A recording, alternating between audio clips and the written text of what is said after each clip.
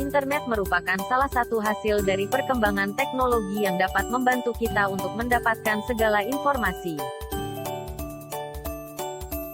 Adanya internet dapat bermanfaat bagi remaja,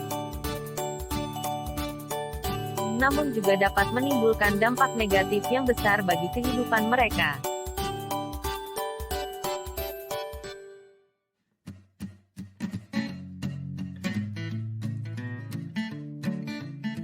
Masa remaja merupakan periode perkembangan peralihan biologis dari masa anak-anak ke masa dewasa.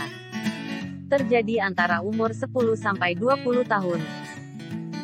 Di mana pada masa tersebut terjadi proses pematangan baik pematangan fisik maupun psikologi. Internet memberikan limpahan manfaat bagi remaja, termasuk untuk meningkatkan derajat kesehatan mereka. Namun kebebasan berselancar di internet dapat memberi dampak buruk apabila tidak dibarengi dengan pengawasan dan pemfilteran konten yang tepat. Hal inilah yang mengancam remaja terhadap perilaku seks mereka yang dapat membahayakan kesehatan reproduksinya.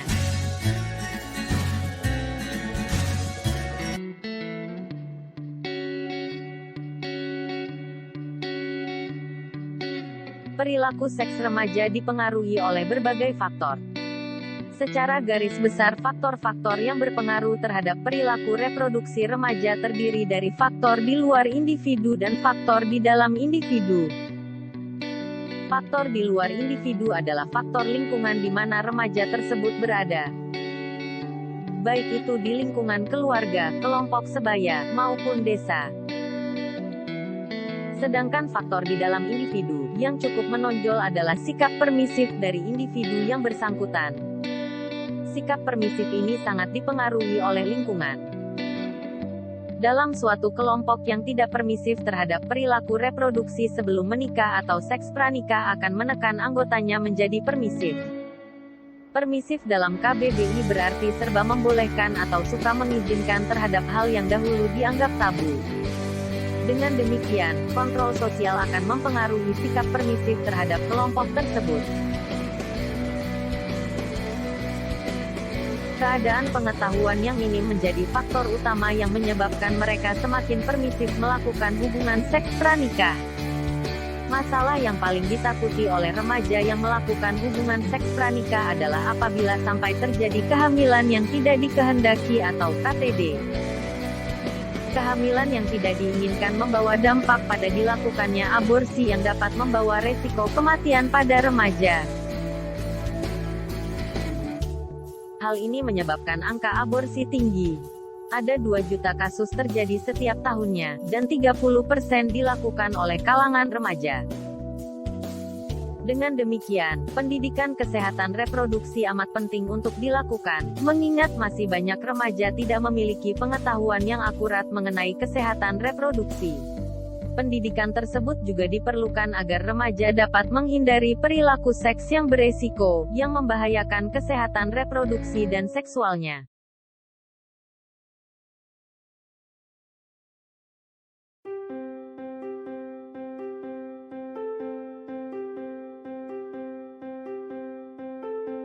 Organisasi Kesehatan Dunia atau WHO, menyatakan lebih dari 1 juta orang di dunia didiagnosis menderita penyakit menular seksual atau PMS, setiap harinya. Penyakit menular seksual yang menyerang organ seksual itu meliputi klamidia, gonore, trichomoniasis, dan sifilis. Pada tahun 2017, Kemenkesri menyatakan terdapat 280.623 orang dan 102.667 orang yang menderita HIV dan AIDS. Ada pula herpes genital, dan human papillomavirus atau HPV.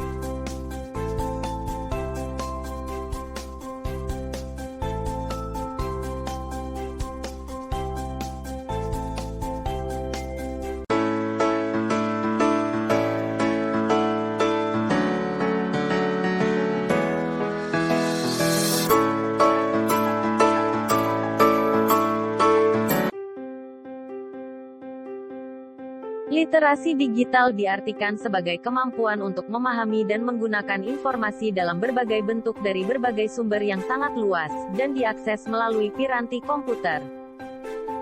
Ada 8 elemen esensial untuk mengembangkan literasi digital, yaitu kultural, merupakan pemahaman ragam konteks pengguna dunia digital. Kognitif, merupakan daya pikir dalam menilai konten.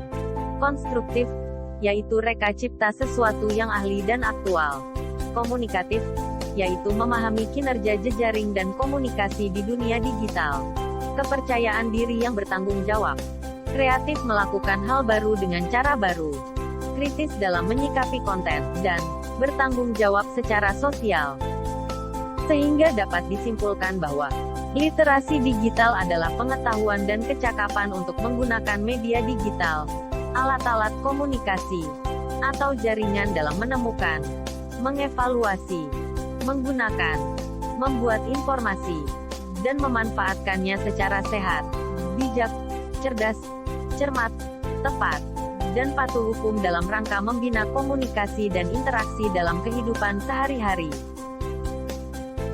Adapun yang disebut literasi kesehatan merupakan kemampuan untuk memperoleh, mengolah, serta memahami informasi dasar mengenai kesehatan, dan layanan-layanan apa saja yang diperlukan di dalam membuat keputusan kesehatan yang tepat.